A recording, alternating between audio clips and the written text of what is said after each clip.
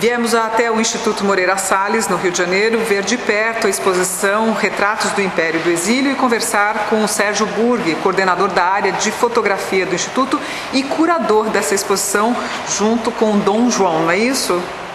Exatamente. O acervo, na verdade, é dele. Eu queria que você nos comentasse um pouco todas essas fotografias e o que contém a exposição, Sérgio.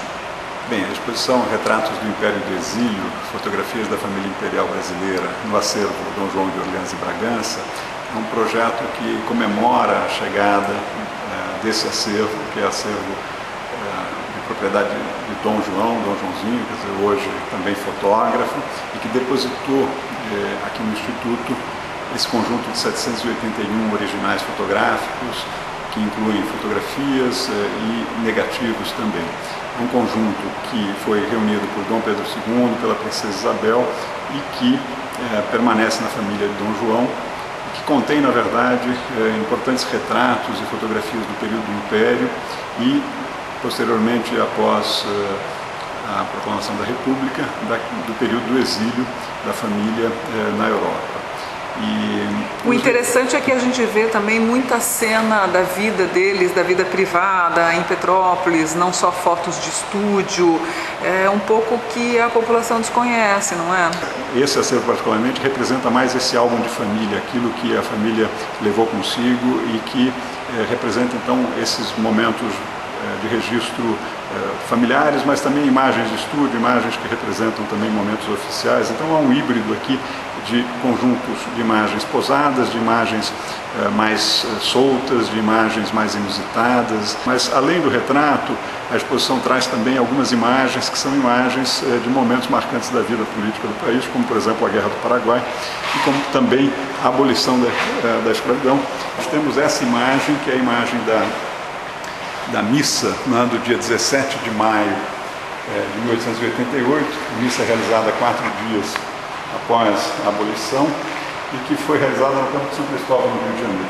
Então, este painel, que é um painel produzido a partir da fotografia original, ele, na verdade, mostra, numa fotografia panorâmica feita pelo fotógrafo Antônio Luiz Ferreira, a partir de 2 negativos, ele mostra, obviamente, a Princesa Isabel e o Candide no momento da realização da missa, mas mostra também a grande participação popular, é uma das grandes imagens do século XIX, de uma aglomeração pública, né, onde você tem algo que é absolutamente fantástico, que é o registro das diversas pessoas, classes, negros, brancos, enfim, todos, na verdade, de certo modo, comemorando esse momento, que era um momento já absolutamente necessário, né, do ponto de vista da história do país.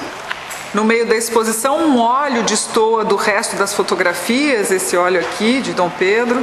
Eu queria que você nos explicasse por que ele está aqui, Sérgio. A razão principal deste óleo, que é o óleo de Dom Pedro II, em 1865, na Guerra do Paraguai, deve-se ao fato de que ele foi produzido a partir desta fotografia, realizada pelo fotógrafo Luiz Terrâneo em Porto Alegre, exatamente em 1865, quando Dom Pedro segue para lá, para o fronte de guerra, no período da rendição uruguaiana. E aqui a gente vê, em toda a parte da abertura da exposição, um monte de fotos pequenininhas que vocês chamam de cartão de visita. O que era isso? As pessoas davam como cartão de visita fotografias, assim? É isso o espírito? Esse é o espírito. Quer dizer, a partir do final dos anos 50, início dos anos 60 do século XIX, você tem o surgimento desse formato na França, do cartão de visita, que é um formato de tamanho padronizado, onde as pessoas compareciam aos estúdios, realizavam os retratos e o estúdio produzia uma quantidade de cada imagem a preços acessíveis, e isso, na verdade, representava uma forma das pessoas circularem suas imagens. Então, pessoas, obviamente, faziam isso no âmbito da sua família e circulavam também, nesse período, as imagens da realeza ou de personalidades do período.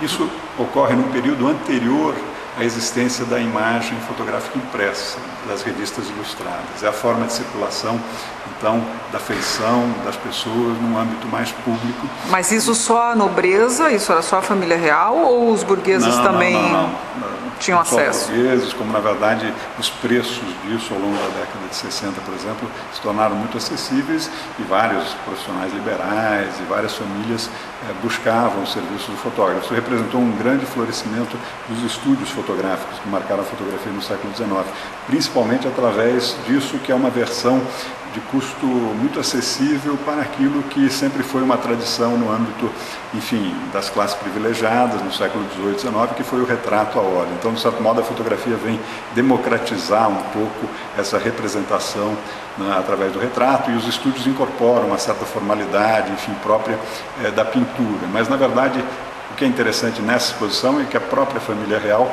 vai quebrando aos poucos essa formalidade, porque para a família real não havia essa expectativa em relação ao retrato fotográfico. Eles já naturalmente eram representados a óleo, né, quer dizer, por serem exatamente da nobreza. Então, a fotografia para eles nunca representou alguma aspiração dessa natureza. Na verdade, representou uma outra forma, muito revolucionária de representação do período, onde eles se dedicam a, de certo modo, se representarem, mas ao mesmo tempo romperem também um pouco alguns aspectos, como se vê aqui nessa pequena brincadeira que a princesa Isabel e Leopoldina fazem quando a mãe posa, né, para um retrato do fotógrafo Kuhn, quer dizer, quebrando toda aquela formalidade do retrato. Elas aparecem ao fundo, né, brincando, e de certo modo, as duas meninas, as duas filhas ali, né, criando então uma quebra, né,